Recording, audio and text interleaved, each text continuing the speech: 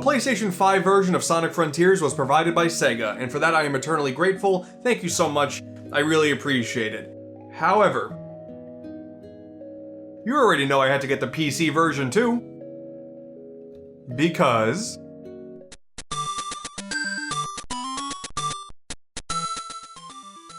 this is gonna be a good game.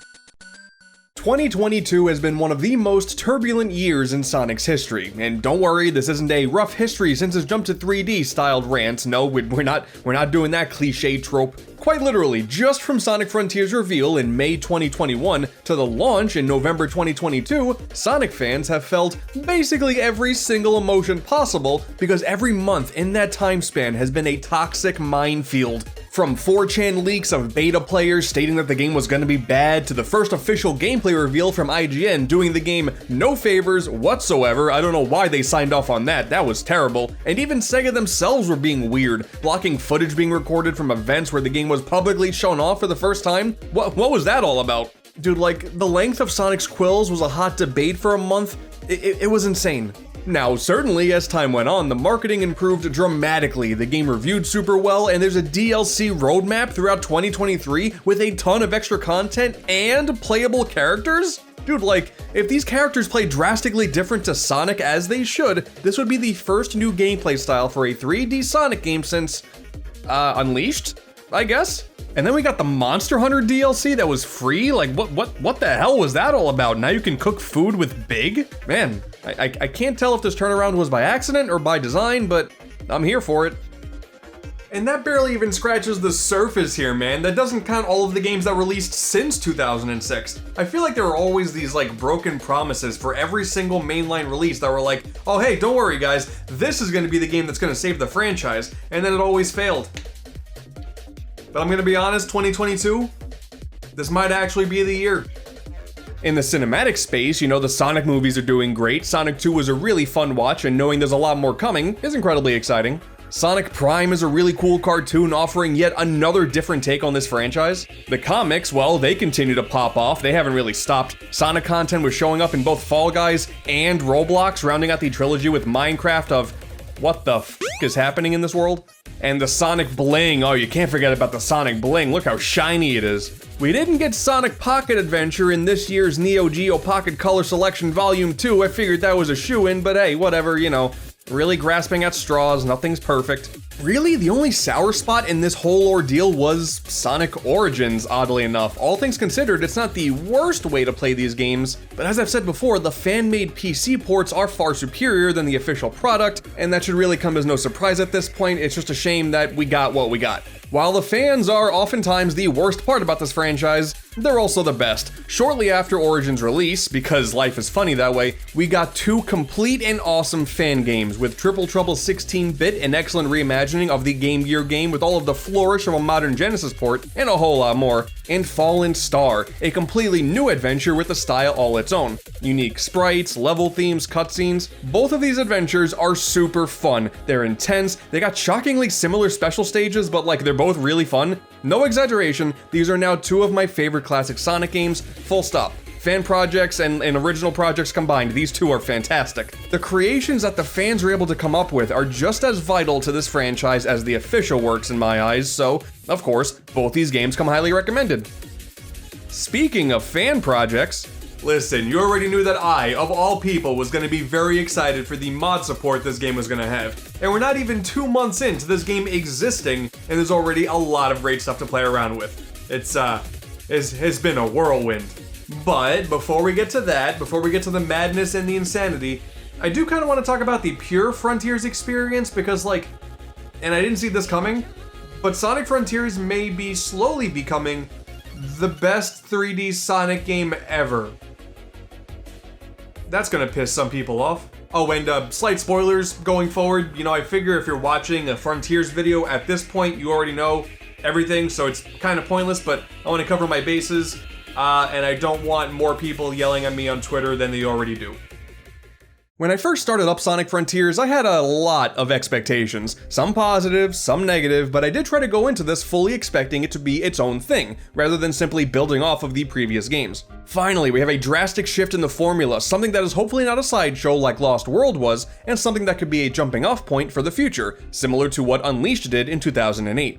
And outside all of the people dismissing this gameplay style shift immediately as Breath of the Wild but Sonic, I think that's exactly what we got. For what it's worth, I do love the classic level-by-level progression as much as the next guy for any platformer out there, but a well-playing Sonic in an open zone was always going to work in my opinion if it was fleshed out properly. Listen, alright, I played Sonic Utopia, I played with the Infinity Engine, I played Sonic GT, all excellent showcases of what's possible, but outside of the final example, these are mostly just tech demos, not full games. So as long as Sega watched that one video of Brawl Sonic in the Unreal Engine and decided to, in fact, hire that man and put him to work, we were gonna be eating good. The two most important things that Sega had to get right were how Sonic controlled and what exactly you would be doing in this world. And honestly, this is one of the few times where I barely have any complaints with how Sonic feels to play. His normal running speed is fine and just manageable enough to deal with some of the more precise platforming moments whenever they pop up.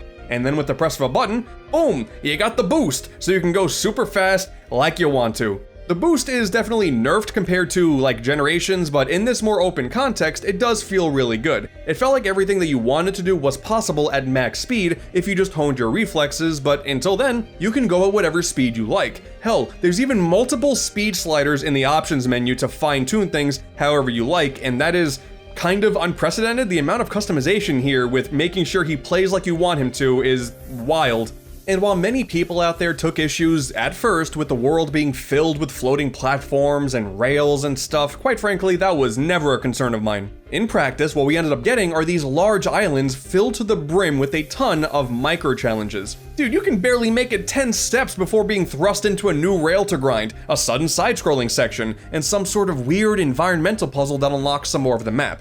That part, that is definitely the most, quote, Breath of the Wild element of the game, so to speak, but going along with the whole micro-challenge idea, I thought these served their purposes perfectly.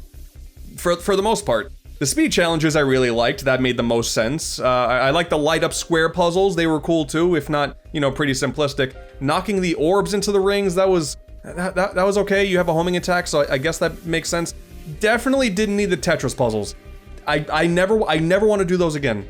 Point being, regardless of whether I loved the thing I was doing or just thought it was okay, the fact that you can get in and get out of these challenges so quickly and move on to the next one because there are so damn many of them, it made for a formula where for the first time in a long time, I had a standard Sonic gameplay loop where I was flat out addicted and could not stop playing to see what the next challenge was going to be for the entire game. Oh, come on! If I get another squid jump scare, I swear to God. That's the other thing, man. There's a whole lot of combat in this game, and it's like actually fun. I didn't think they could pull this off, but the combat in a Sonic game where you play as Sonic is actually pretty fun. Wow. It's also fast-paced, you have a whole bunch of moves in your arsenal, of which you can get with a skill tree of all things, always a big fan of that. You got a lot of enemy variety across all the islands that often require all of those different moves you have access to, so there's some strategy there. Like, we're not looking at the next Bayonetta or Devil May Cry here, but really like what they're going for. It's simple, but it's fast, and if we're gonna be doing Sonic games with combat, this is how it should be, with some tweaks. Like this one enemy encounter where it's like a bunch of spinning dogs and you gotta just sit there and parry them for like what feels like 20 minutes. Not a fan. Still has some work to do, but otherwise, pretty good. And man, that is not even counting the boss battles because oh my god. These are like the best moments in the entire franchise. Supersonic final bosses were always such a cool part of these games, so to make them just the standard bosses this time around with some of the greatest lyrical music to grace this series, like, dude, this is Sonic at its best. You're moving fast and you're feeling like a badass the entire time. These fights nail that to a T. Looking at all of the fights, I do think the final Titan was a bit lackluster, which is unfortunate because the first three are incredible, but it was still great stuff all around. Oh man, these are so good. Screw the Bio Lizard. This is the shit. But then, of course, the cyberspace levels, the most interesting part of the game from a pure expectation perspective. Back when the word going around was that the free roaming stuff wasn't going to be all that great, well, that's where the Unleashed style levels come in. The final result? Well, it's almost the exact opposite, actually. The free roaming stuff is really fun, and the cyberspace stuff, they are the weakest part of the game. If we're gonna simply just compare it to the boost style of before, then yeah, it's definitely not as good. Controls are a lot stiffer, the boost being less effective is incredibly jarring because you can like boost into enemies and then you take damage. That's weird. You'll also oddly lose all momentum from homing attacks now. It's rough comparatively.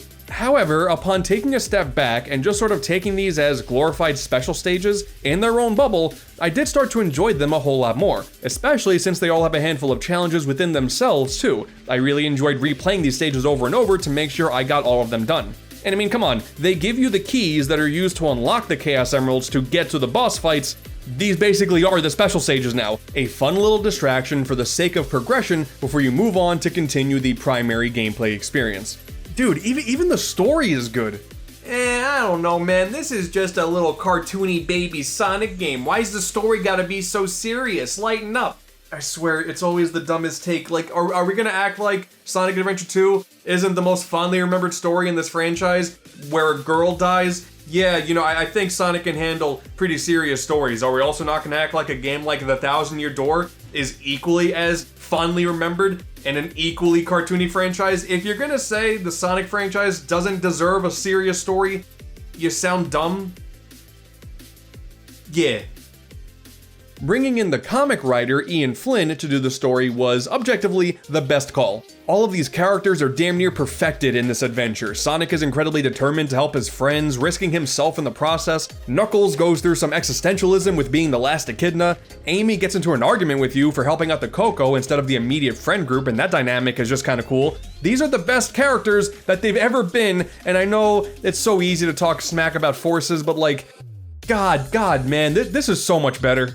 Like even the bit with Tails when he mentions being inconsistent with how he approaches danger, like when he backed down from Infinite despite being so much better with other issues in the past, like that stuff I love. When you make everything canon, you reward the fan base, and I know there are some people out there who don't really like the blatant fan service by just showing a screenshot of the past, like, hey look, it's a reference, did you get it? I don't know, maybe in the long run I'll feel differently, but currently, after all of the stuff the Sonic fans have gone through, I like this a whole lot. Like everything with Eggman's newest creation, Sage, and all of the memos that you get from Big's fishing sections, like God, I was grinning through every piece of dialogue in this game. And normally I see new characters just forced into a story in these Sonic games and I'm like, oh God, here we go. But no man, Sage is really cool. I don't know what they're gonna do in the future, but I have really high hopes. And the Coco, man, they are just so damn cute, as long as they don't get overused like the Wisps did and showing up in a bunch of games where they didn't really make sense. Here, incorporating how Chaos from Adventure 1 plays into things is really interesting stuff and gives a lot of context to these guys who are just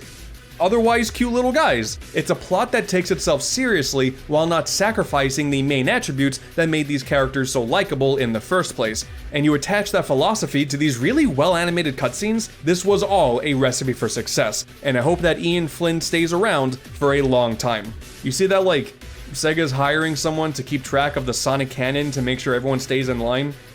I really hope that checks out and we somehow get Knuckles Chaotix into here somehow like that. I would just like that, I'm sorry. I've been doing a lot of fanboying here. In general, as nostalgic as I am for games like Adventure 2 and Colors, going forward, Frontiers will 100% deserve to be in the conversation for best 3D game in this franchise. Especially once all of the DLC is wrapped up, like the final product is already really good, and we're getting this much more, like, that's gonna be great. Blind praise aside though, of course the game is not perfect. I know I'm going crazy talking about how much I like it, but it's not perfect. I'm not that much of a fanboy. Shut up. It's mostly just a lot of little annoyances that pop up from time to time. You might find yourself flying off of a ledge that you didn't expect to. Might find a couple of enemies that are totally obnoxious, like once again, the flying circle of robotic wolf things. You stop all momentum to get some parrying done, and that's it. It's not a good fight. Most of the fights are really good about making sure you're keeping up at a fast pace, but whenever the game expects you to stop, that part sucks. And while the majority of the gameplay-altering challenges are fine, like the whole bit where you're carrying the Coco and the more you carry, the more these spikes just like go at Mach 12, like I like that, that was kind of cute. Whoever designed the laser beam rotating puzzle should go to jail. I love changing up the gameplay loop as much as the next guy, but some of these really feel like variety for the sake of it. hurting the Coco reminded me of the stupid goats from Twilight Princess, so yeah, not a bright moment of this game, to put it lightly. But I think I can speak for everyone when I say the visuals, while very impressive, are certainly not the strongest in the series. You have a grass level, a desert level, a lava level, back to a grass level. I don't dislike natural environments in my Sonic game, but I think if we were to go that route, we do need some more cartoony flair alongside it. Harnessing that unleashed energy would have made these areas a lot more memorable in my opinion. And the same goes for the cyberspace stuff. We got the 3 fairly overused themes from Generations with Green Hill, Chemical Plant, and Angel Island, and also randomly a really cool looking futuristic city. What? And it doesn't help that many of these level designs are straight up reused from a handful of other 3D Sonic games too. Like having a bunch of Generation level designs thrown in here, like verbatim, is pretty jarring. Having some Sonic Adventure 2 stuff in here is cool fan service, but I kinda want some more originality here. I know it would have been tough creatively to have more original themes in these, because then people would just beg for more of those, which would create another headache for Sega to address. But really, for the next game, I definitely just hope that there's more visual variety in general, and maybe do a bit more of the cartoony stuff. Of course, the pop-in is lame too. I don't find it as much of a sin as some others do, honestly. Like, I just played through Pokemon Violet and loved it, so my resistance to poor performance is pretty strong. But considering this game was made for top-of-the-line modern hardware, I really did hope for better. Maybe because there's a Switch version that did dial things down, and the fact that it works on the Switch at all is a miracle, but yeah, I'm thinking next-gen exclusive for the next one. Also, if I never see one of those Starfalls ever again, I think I'd be okay. Yeah, those... oh god, I can't see anything. But if anything, without a doubt, the worst part of this game is upgrading all of your attributes at the Elder Coco. Dude, like why? Why does it take so long? And you can only do one at a time?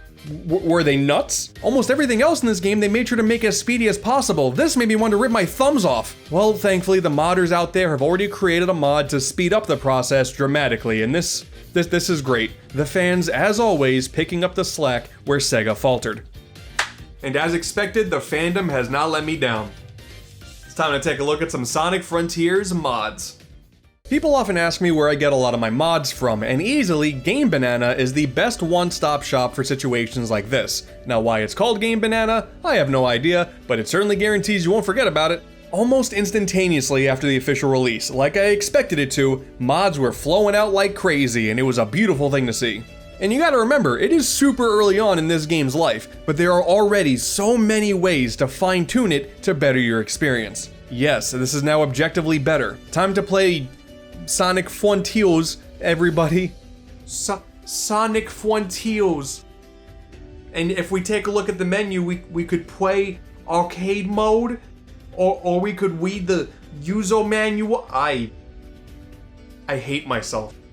First and foremost, shout out to the early Momentum mod. Of course, fans are out here immediately trying to better the game's physics. Quite frankly, it's like every 3D Sonic game has a mod like this. Like I said before, in the base game, I didn't really have any issue, but this mod does make 2 core recognizable changes that do make the open zone traversal a lot more fun. For one, going up and downhill actually affects your general speed. It does in the original game, but it's a lot more noticeable with this mod. It's a good thing we got that handy dandy speedometer right there to check. You can see, yeah, you go up and you go slower, you go down, you go faster, that's cool. I like realism in my Sonic games. More importantly though, jumping no longer halts any momentum while you're boosting. That essentially means you can maintain max speed for a lot longer, and this really perfects the primary gameplay loop because it's awesome. It doesn't really affect any of the slower moment-to-moment gameplay where you're handling puzzles and whatnot, but when you're just blazing on by, oh, this is great. It breaks some of the cyberspace levels. Like I said, it's a lot of fun. Looking way off into the future, I'm sure this will lead to some custom level designs being injected into the cyberspace and maybe even the open zones, but as it currently stands, the majority of mods available this early on in the cycle are just little model swaps, which are simple in concept, but I mean, come on here, it's gamer time. Sage doesn't know what's about to hit her. Oh no, Sonic, oh god, oh no, he can't hear us, he has his AirPods in. The group effort from the offset was to get as many different existing Sonics into this game as possible, like it's some incredible Sonic multiverse, and amazingly enough, they all look great. We got Adventure 1 Sonic, we got Adventure 2 Sonic, with Adventure 2 styled Super Sonic in tow, 06 style with the appropriate run cycle, Brawl Sonic, if you really want to capture that Sega, please hire this man vibes. Link Sonic is here from the Lost World DLC, Movie Sonic, you know, that one makes sense. You got the whole blue aura when you go super fast, so Movie Sonic fits in. Minecraft Sonic, this one is incredibly cursed, but I love him. Pixel Sonic, this one is also incredibly cursed, and I'll be honest, for this one, I'm emotionally indifferent. But if you're like me and you're a casual low poly Sonic lover, then I had to jump in with the Sonic R Sonic because, this looks incredible in the high fidelity world. I would still pay a ridiculous amount of money for a modern Sonic game with a low poly aesthetic. I love this so much. And if you're feeling a little frisky, well, we got Buff Sonic too. We all know somebody that would be into this, and I'm glad they're having their needs met. It's really cool to know that official playable Tails is coming down the pipeline, but until then, hey, here's fan-made Tails, and this one can even fly. It breaks the game almost immediately. This is everything I could have ever hoped for. Having some custom animations as a part of this really opened the door for some cool possibilities too. Here's Jet Set Radio Sonic, where he not only dons the outfit but also skates around, which is just kinda sick. But I'm pretty sure this animation was initially developed for Shadow Frontiers. You see, the beautiful thing about this mod in particular isn't just the animations, but the voice samples are also Shadow, really making this feel like a legitimate skin in the game. The Super Shadow skin at the time is... it's a little problematic, but listen, he's been through a lot. Sadly, there's no Shadow with a gun mod yet, probably in the works, I would imagine, but until then, at least we have just gun. Yeah, you ever wanted to play a Sonic game where you're just a gun that can have one-shot projectiles that kill anything with just one bullet, just bam, dog, they're dead. That's it. And then, oh wait, sorry, and then you can become Super Gun. Oh no. Maria definitely wouldn't have stood a chance against Super Gun, let's be honest. But thankfully, leave it to Luigi to save the day and really set the record straight. Wait a minute. Luigi's not a Sonic character. Oh man, this is hilarious. Yo, Luigi's Mansion 4 looking crazy right now. Oh wait, I take it back. Kirby and the Forgotten Land 2 looking crazy right now. And pictured here is the alternative reality where Klonoa is actually a successful franchise. God, that actually really hurt to say out loud. Listen, alright, I like Pac-Man as much as the next guy, but Klonoa deserves as much time in the spotlight as possible. Oh hey, Pac-Man's here too, of course. What's beautiful about some of these mods is not only is Sonic changed for them, other characters get altered too. When you play as Klonoa, you have Lulu over Amy, there are Moos over the Coco, and you can collect pellets as Pac-Man. I love it. The attention to detail here is great. Dude, like, you can run across the islands collecting lasagna as Garfield, okay? This is one of the greatest things I've ever seen in my entire life. Not because it's funny in its own vacuum, but it's also a clever throwback to the classic Sonic plus Garfield combo pack. You see, that was a reference. Dehydrated SpongeBob is a thing too. I don't need it. Or, even worse, you could... I just want the pain to end. Oh hey, you can also be a Fries. Or a low poly cat. That's cute. I don't know who Maxwell the cat is, but after this, yeah, I'm a big fan. At the end of the day, yes, the mods aren't currently as exciting as some other games like Sonic Generations has, but you gotta remember, we are still early in. Considering that, things are pretty exciting. The future is very bright. It's really just a whole lot of aesthetic differences so far, but they easily fulfill their purposes as cute little options to toy around with in a game that feels like a big ol' sandbox at times. Like hey, now you can make the first island take place in the fall. Adorable. That's a little bit of the visual variety the game needed in the first place. This really has me excited for the potential the modders will bring to the table. Excuse me? Oh no, he's schmoovin' now. You see, this is what it looks like when you give people too much power. And I don't hate it like I thought I was gonna. Okay, ground's a little shaky here. I don't know if we can get this. Oh, there we go. Okay, we got this. Oh my god. Oh, there's too much shaking going on. I don't like this. Okay, we got it. Okay. Don't look at the background. Don't look at the background. I'm gonna be so sick. Okay, let's go. Okay, I think we got. Oh wait. Oh. Okay. Never mind, dude. Okay. All right. Okay. Oh, this is basically impossible. All right, Chaos Emerald. Here we go. Alright, you dancing bastard, you're going down. Alright, here comes the laser part. I'm familiar with this. he's still dancing. Dude, I don't know what's going on anymore. This is the most insane thing I've ever seen in my life. I don't know what this strut is, but man, he's showing off his moves alright. God, whoever made this mod, I love you. Sonic Frontiers hasn't even been out for 3 months. 3 months! And we already have all this to play around with? Dude, like, come on. The future is so exciting. Whatever the modders have in store for us, I cannot wait. Like I said before, man, 2022, this was the year. Sonic is back in the best way possible. What do you mean Sonic Prime debuted in Roblox?